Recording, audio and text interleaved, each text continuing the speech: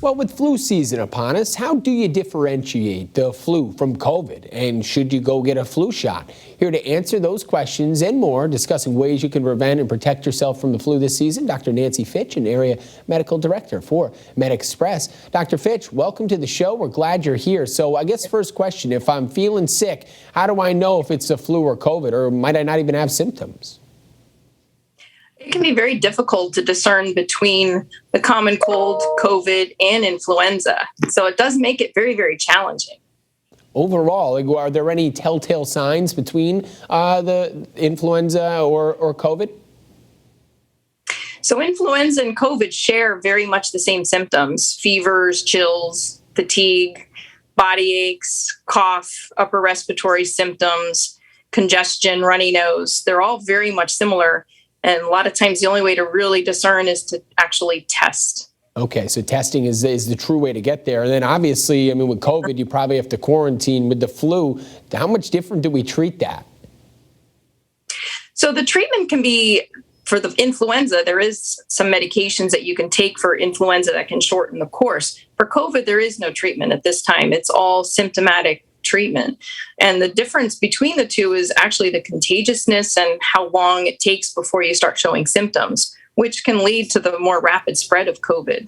Yeah, and that's always been the concern throughout all this. I'm loving this kind of this myth or reality that we're playing here with you. So let's say if I have COVID-19, there's a whole lot of talk, hey, it'll take a while at least to get reinfected. What's the deal with the flu? Can I get that multiple times?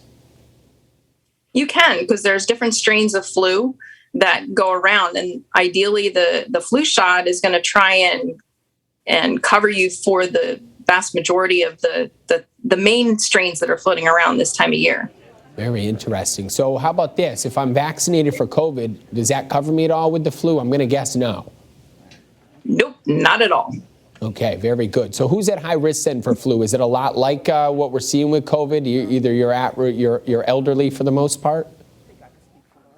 Elderly, anybody with underlying medical conditions, your high blood pressure, diabetes, your lung diseases, pregnant women and children are also at high risk as well. All righty, perfect. So I guess the flu shot then, bottom line, is that the best way to prevent myself from some sort of serious illness with this sickness? Yes. The flu shot is definitely going to be very, very important, especially this year. Having had a very mild season last year, we're really expecting that this season is going to be a much more significant flu season compared to last year. Yeah, it seems like so many of the precautions we took against COVID in turn wiped out the flu, or at least compared to the numbers that we saw in the past. I mean, it's just mind-blowing how much it was just taken away from our day-to-day lives. So Dr. Fitch, how does people get more information from you, find a flu shot? Do you have any final advice you'd like to pass on to them? So obviously the CDC is a great source for all kinds of information regarding COVID and influenza.